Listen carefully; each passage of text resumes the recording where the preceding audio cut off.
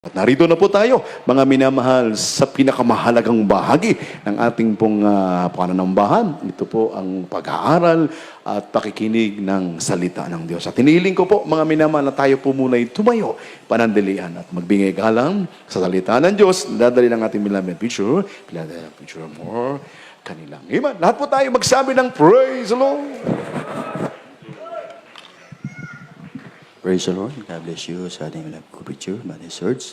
Tayo lahat ay manalangin sa ating pinakamahal na Panginoon. Hallelujah. Hupo dakila naming Ama Diyos na makapanin sa lahat, mabanalis sa matamis sa pangalan mo, pinakamahal na Panginoon. Kami po ay nagpupuri, nagpapasalamat sa araw pong ito, malapay noon. Sa bawat ito'y malagawain ng sa pinagpala mula sa opening prayer, sa pag-aawitan sa masayang pag-aawitan sa joyful song, solemn song sa mga malumanin na awitin malapay noon. Maraming salamat din po sa bawat ito'y malagawain ng sa pinagpala sa mga patutuo namin na pakinggan ng silbing kalakasan naming pananampalataya at paglilingkod sa iyo malapay noon. Hallelujah. Sa mga makalangit na awitin, inalay po ng mga awit. Salamat, malapay noon, napakilos mo sa aming kalagitnaan na patuloy mong pinapadama sa amin ang napakatamis na pag-ibig, malapay noon. Salamat, malapay noon. Salamat din po sa katapatan ng mga kapatiran namin na patuloy nagbibigay upang sila po ay pagpalain mo. At narito po kami, O Diyos, sa uling bahagi, malapay noon, pakikinig ng Word of God, pag-aaral ng mga salita, bago po lahat, patawarin mo po, malapay noon, pakalinisin mga puso't isipan, sapagkat sa ganang akin ay wala akong magagawa. Ikaw, malapay na magbigay, katagat angkop sa mga pangailangan ng bawat sa narito ng mga kikinig. Ngayon mga salita, malapay noon, pagpalain niyo kaming lahat, lakipan mo po ng kapangyarihan, pag-ibig at pag-unawa sa bawat sa narito, malapay noon, sama-sama namin sinasaway lahat ang uri na lang sa pakinig ng Word of God. As of Jesus' name. Hallelujah! Hallelujah! Praise the Lord. Praise the Lord. Purihin na ating pinakamahal na Panginoon. Tayo po ay nagpapaabot ng pinakamataas na pagpupuri, pagsamba at pagdadakila, pagluluwalhati ay para lamang sa ating pinakamamahal na Panginoong Jesucristo. At ako rin po ay nagbibigay ng dubling paggalang at pagbati sa ating beloved honorable evangelist pastor, Holy Strad Almeida Dayentime, prophet and loving God, at sa kanila po mga beloved Almeida children, grandchildren, our beloved ministers, at sa lahat po ng ating mga live webcast viewers. At ako rin po ay nagpapaabot ng pagbati sa ating beloved Sister Annalisa Almeida Smith, sa ako po ng Indiana, USA, sa kanila po mga minamahal mga anak, maging po sa kanya po beloved husband, sa ating po beloved minister Luke Smith, praise God, po rin ating dakilang Diyos. At sa lahat po na ating mga inibig makapamanggawa sa lugar pong ito, na Baguio City, sa ating po mga manunugtog, mga wit, at sa lahat po ng ating mga beloved brethren, sa lahat po ng nakikinig at nanonood sa ating live webcast viewers, praise God. Palapakan natin ang ating pinakamahal na Panginoon. Mga minamahal ko mga kapatid, ang ating pong paksa ay isa po sa doktrina ng ating church, mga minamahal, praise God. Ito po ay holiness. Amen? Holiness is the quality or the state of being holy. Amen? Praise God. Puri na ating pinakamahal na Panginoon. At basahin natin, mga inibig ko, ang mga sumusunod sa mga talata, sa ating po mga Bible reader. Dito po sa 2 Corinthians chapter 7, verse 1. Dito sa aklat ng unang Galawang Korinto, ang kabanatay 7, ang talatay 1, yamang taglay natin ang mga pangakong ito, mga 2 minamahal. Corinthians chapter 7, verse 1. 2 Corinthians. Yamang taglay natin ang mga pangakong ito, mga minamahal, ay magsipaglinis tayo sa lahat ng karumihan, ng laman at ng espiritu.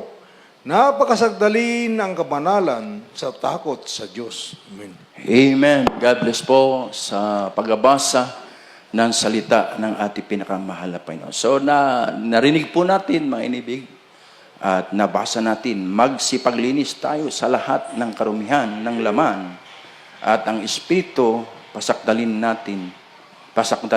ang kabanalan sa takot sa Diyos. Amen.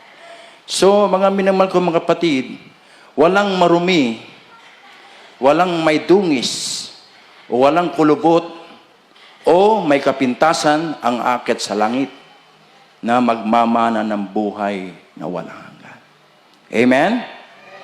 So, mga minamahal ko mga kapatid, napakalinaw po, mga minamahal, ang salita ng ating pinakamahal na Panginoon.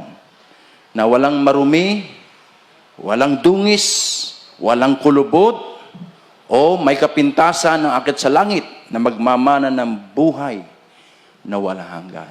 Diba? Say amen. Kaya sabi ng Biblia, mga minamahal, ako po magbabasa, dito po sa Efeso chapter 5, verse 27. Upang ang iglesia ay maiharap sa kanyang sarili na maluwalhati, na walang dungis o walang kulubot o anumang gayong bagay, kundi ito'y nararapat maging banal at walang kapintasan. Amen? Praise God, puri ng ating pinakamahal na Panginoon. So ang ating pag-aaralan po natin, mga minamahal, ngayon, mga minamahal, ay kung paanong paraan tayo makakamamuhay ng may kabanalan. Amen? Praise God, para po ito ay malaman natin, mga minamahal ko mga kapatid, sapagkat nagpaksa tayo ng nakaraan, holiness, one God doctrine, mga minamahal, at ito naman po ay holiness para po sa ating po mga anak ng Diyos. Amen?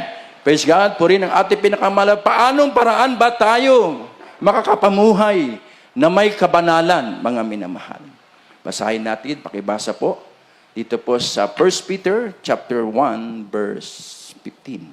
Unang Pedro, kabanatang 1, ang talata ay 15. Ngunit yamang banal ang sa inyo'y tumawag, ay magpakabanal naman kayo sa lahat ng paraan ng pamumuhay. Amen. Amen. God bless po sa pagbabasa ng salita ng ating pinakamahal na Panginoon. Oh, ngunit yamang banal sa inyo'y tumawag. Mga minamahal, napakalinaw po ang salita ng ating pinakamahal na Panginoon. Ay, magpakabanal naman kayo sa lahat ng paraan ng pamumuhay. Magpakabanal sa lahat ng paraan ng pamumuhay. Una, katawan. Amen? Amen. Inward appearance po tayo, mga minamahal. Pakinggan po nating mainam, mga minamahal, ang salita ng ating pinakamahal na Panginoon. Tutok muna tayo dito, mga minamahal. Maigsi lang po ito, mga minamahal, ang salita ng ating pinakamahal na Panginoon para po malaman natin. Unahin natin, mga minamahal, ang inward appearance. Inward, mga minamahal, yung unahin natin, yung puso. Yung puso po natin, mga minamahal. Ang sabi ng Biblia, pakibasa po, Proverbs chapter 4, verse 23. Dito sa Aklat ng Kawikaan, 4:23, ingatan mo ang iyong puso ng buong sikap sapagkat dinadaluyan ng buhay. Amen. Amen. Sunod po ang aklat po ng Mateo, chapter 5, verse 28. Mateo, kabanatang 5, ang talata ay 28. 5:28 ng Mateo. Datapwat sinasabi ko sa inyo na ang bawat tumingin sa isang babae na taglay ang masamang hagad ay nagkakasala na ng pangangalunya sa kaniyang puso. Amen. Amen. God bless po sa pagbabasa ng salita ng ating pinakamahal na Panginoon.